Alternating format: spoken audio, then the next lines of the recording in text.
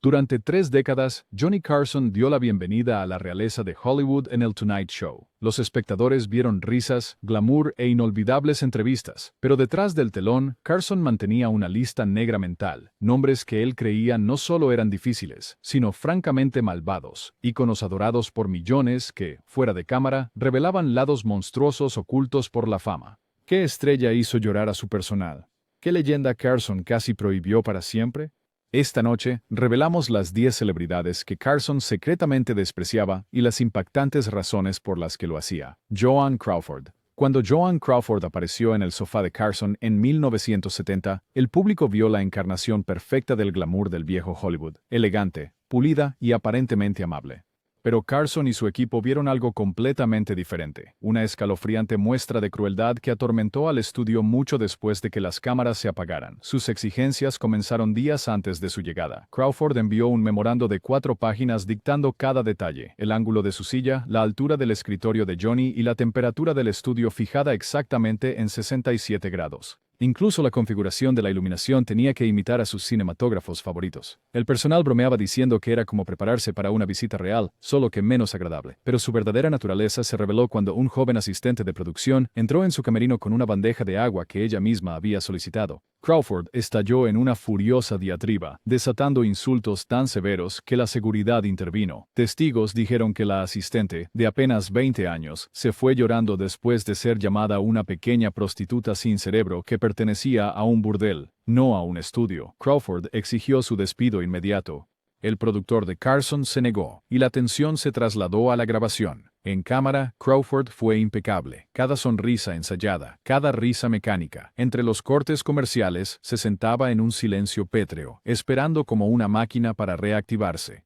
Después, Carson murmuró a Ed McMahon: «He entrevistado cadáveres con más personalidad». Años después, cuando Mamita Querida expuso su supuesto abuso de niños, Carson dijo a sus amigos que creía cada palabra. Ya había visto caer la máscara, y una vez que lo hacías, nunca lo olvidabas. Frank Sinatra. Las apariciones de Frank Sinatra garantizaban audiencia. Cantaba una canción, intercambiaba bromas con Johnny y encantaba a la nación. Pero detrás de esa voz aterciopelada, Carson vio un comportamiento que lo estremeció. Sinatra llegó con séquitos que parecían más músculo de la mafia que amigos del espectáculo. Los miembros del equipo describieron sentirse bajo vigilancia mientras se dispersaban por el estudio. Lo peor vino cuando un jefe de piso le dio a Sinatra la advertencia estándar de 3 minutos antes de su segmento. Sinatra agarró al hombre por la corbata, acercándolo y gruñendo: «Nadie me dice cuándo salgo. Voy cuando estoy listo». El jefe de piso, un veterano de la Guerra de Corea, quedó conmocionado. Viendo desde su oficina, Carson casi canceló la aparición. La imprevisibilidad de Sinatra causaba constantes dolores de cabeza. Cancelaba en el último minuto, una vez mientras ya estaba en el edificio. No estaba de humor. Carson toleraba a las divas, pero la falta de fiabilidad mezclada con la intimidación era otra cosa. El punto de quiebre llegó durante una pausa comercial cuando Sinatra hizo un comentario grosero sobre la apariencia de una miembro del personal. Carson, usualmente distante, lo cortó de inmediato. «No hablamos de mi personal de esa manera aquí». Sinatra se quedó atónito. Cuando las cámaras volvieron, las preguntas de Johnny eran cortantes. Su calidez había desaparecido.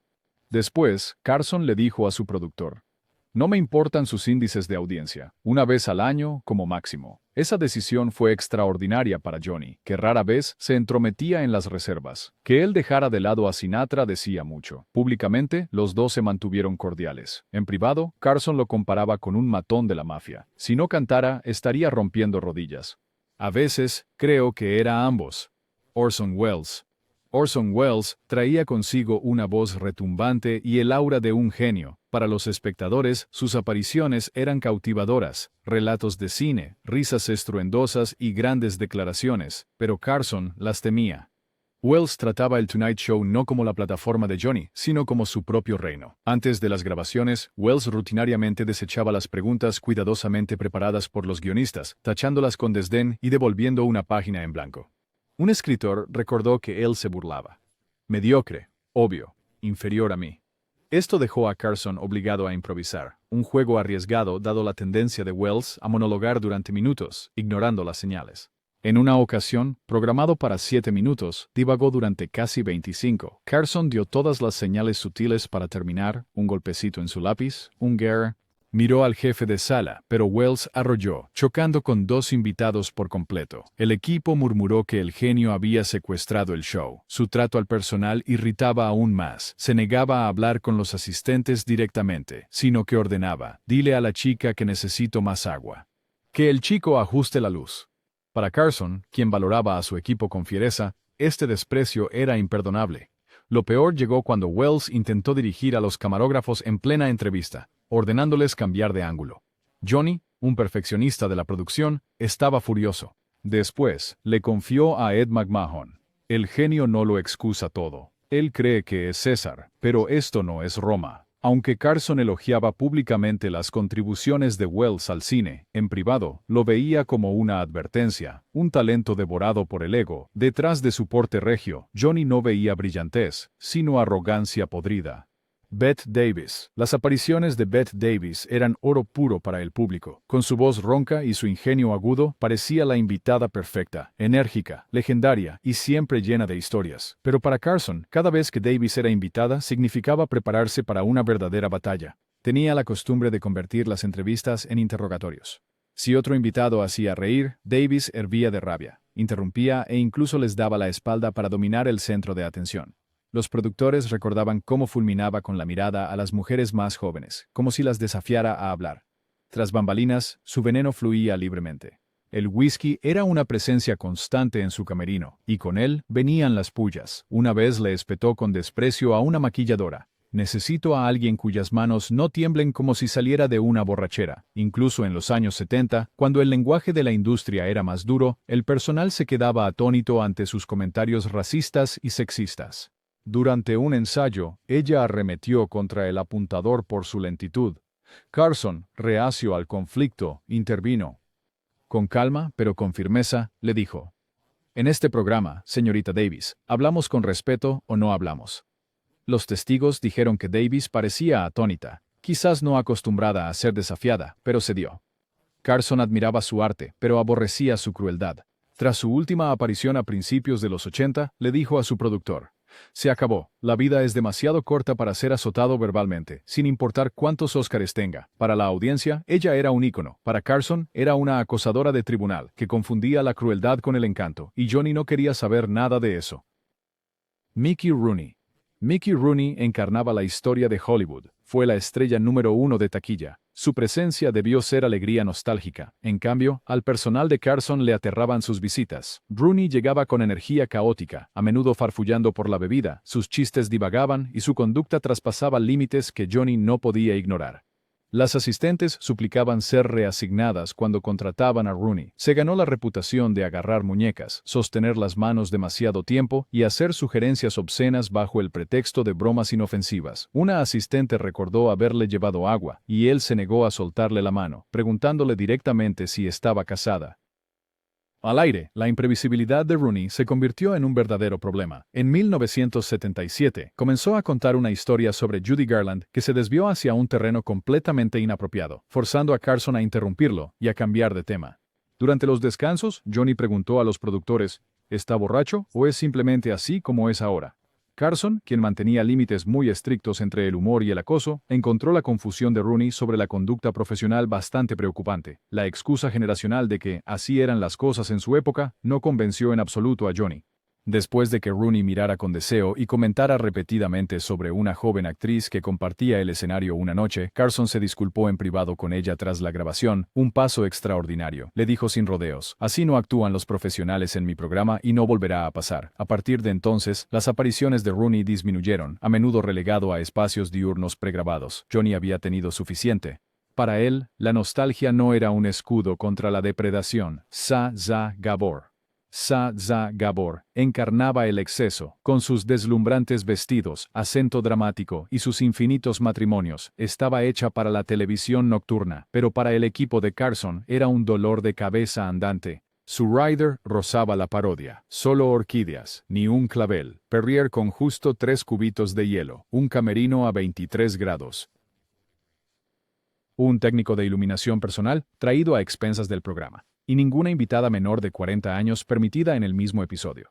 Pensamos que era una broma al principio, recordó un productor, pero ella lo decía muy en serio. Si sus exigencias no se cumplían, ella simplemente Simplemente se negó a salir de su camerino, retrasando las grabaciones y causando caos en el horario. El enfrentamiento más infame ocurrió cuando descubrió que el equipo de maquillaje no tenía su base de maquillaje preferida. Gritó hasta que Johnny mismo llamó a su camerino, convenciéndola con halagos. En el escenario brillaba, provocando a Johnny, lanzando comentarios escandalosos. Pero tras bambalinas, sus berrinches agotaban al personal. Otros invitados esperaban mientras el equipo se apresuraba a satisfacer sus caprichos. Carson bromeó amargamente después de una aparición. Preferiría entrevistar a un gato. Al menos el gato no necesitaría 3 asistentes y una iluminación especial. Sin embargo, ella seguía regresando. ¿Por qué? Porque cuando la luz roja parpadeaba, ella cumplía. Para Johnny, era la prueba del cruel trato de Hollywood. A veces, el talento excusaba el tormento, pero apenas. Shelley Winters. Shelley Winters no era maliciosa, sino más bien incontrolable. Ganadora de 2 premios Oscar, llegó armada con historias, opiniones y un temperamento ardiente que podía descarrilar todo un espectáculo. Carson la describió sin rodeos. Ella no habla, detona. En lugar de anécdotas divertidas, Winters se lanzaba en diatribas políticas o confesiones que dejaban a Carson visiblemente desconcertado. Una vez, una pregunta casual sobre cine se convirtió en un monólogo de 5 minutos sobre la corrupción gubernamental. Johnny, usualmente un maestro de las transiciones, se quedó congelado, esperando el corte misericordioso a comerciales. Su volatilidad no era solo verbal. En un programa de entrevistas británico, le lanzó un vaso de whisky a la cara de Oliver Reed. El personal de The Tonight Show, consciente de su reputación, retiraba discretamente los objetos arrojables del set antes de sus apariciones. Aún así, Carson respetaba su pasión. A diferencia de otros, Winters no era cruel por deporte. Le importaban profundamente los temas y veía cada micrófono como un púlpito, pero su imprevisibilidad era agotadora. Después de un segmento encendido, criticando la guerra de Vietnam, Carson les dijo a los productores, puede que no quiera ir de vacaciones con ella, pero al menos dice cada palabra en serio. Winters no era malvada de la misma manera que otros en la lista de Carson, pero su pura imprevisibilidad la convertía en un barril de pólvora. Para Johnny, que valoraba el control, eso era casi igual de malo. Jane Russell. Jane Russell, famosa por The Outlaw y Gentlemen Prefer Blondes, en la inclusividad entre su personal y amigos, escuchar sus comentarios fue doloroso. La gota que colmó el vaso llegó. Jerry Lewis. Jerry Lewis era adorado por millones. Un cómico pionero, un gigante de taquilla y la cara de los teletones anuales que recaudaban millones para la investigación de la distrofia muscular. Pero para Carson, Lewis representaba el lado más feo del ego de las celebridades. En el aire, él secuestraba conversaciones, hablando por encima de los invitados e incluso de Johnny mismo. En un momento infame, se inclinó y ajustó la corbata de Carson, una violación de la regla personal de Johnny. Nadie lo tocaba sin su consentimiento. No fue algo juguetón. Era dominancia. Detrás del escenario, Lewis era peor. Menospreciaba al equipo, negándose a aprender nombres, llamándolos chico de la cámara o chica de maquillaje. Una vez, cuando un camarógrafo tosió suavemente durante un ensayo, Lewis explotó, gritando que el hombre debería ser despedido por respirar como un aficionado. El camarógrafo tenía alergias. El personal nunca lo olvidó. Carson detestaba la hipocresía. Ver a Lewis llorar en teletones sobre amar a los niños mientras trataba a los trabajadores como basura le enfermaba. Más tarde le dijo a un colega, «Es lo que pasa cuando el ego supera al talento». Después de una aparición desastrosa, Carson le dijo a su productor, «Nunca más». Lewis efectivamente se unió a la lista negra. Años después, Carson sorprendió a sus amigos al resumirlo con un veneno inusual. En una ciudad llena de farsantes, él destaca por ser verdaderamente odioso, y eso tiene mérito. Joan Collins. Joan Collins trajo el glamour de la era de Dynasty al sofá de Carson, deslumbrantes vestidos, ingenio agudo y un interminable interés de los tabloides, pero sus apariciones dejaron cicatrices en el personal. Llegó tarde, seguida por asistentes que llevaban percheros con cambios de vestuario. Una vez dentro, trató al equipo con desdén. El personal de vestuario recordó que susurraba «plebeyos» por lo bajo mientras ajustaban sus vestidos. Durante el maquillaje, se burló abiertamente del atuendo de una estilista, haciéndola llorar. El incidente más infame ocurrió cuando Collins se negó a sentarse junto a una actriz compañera, diciendo con desdén, «No comparto un sofá con talento secundario». Carson se vio obligado a reorganizar los asientos para evitar una confrontación. En el aire brillaba, bromeando, provocando y captando la atención. Pero cuando la luz roja se apagaba, la máscara caía. Johnny soportó la actuación por el bien de los espectadores, pero después le dijo a su productor, «El Naeserin».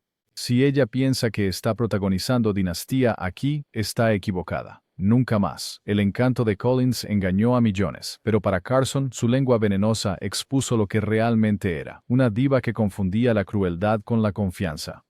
La lista negra de Johnny Carson no se trataba de antipatías triviales, se trataba de crueldad, ego y abuso ocultos tras el brillo dorado de Hollywood. Él veía más allá del glamour, juzgando a las estrellas no por su fama, sino por cómo trataban a los indefensos. Estos 10 nombres, una vez adorados, nos recuerdan la verdad más oscura de Hollywood: la fama no equivale a bondad. ¿Qué revelación te sorprendió más? Haznoslo saber en los comentarios, y no olvides suscribirte para más secretos sin filtro de Hollywood.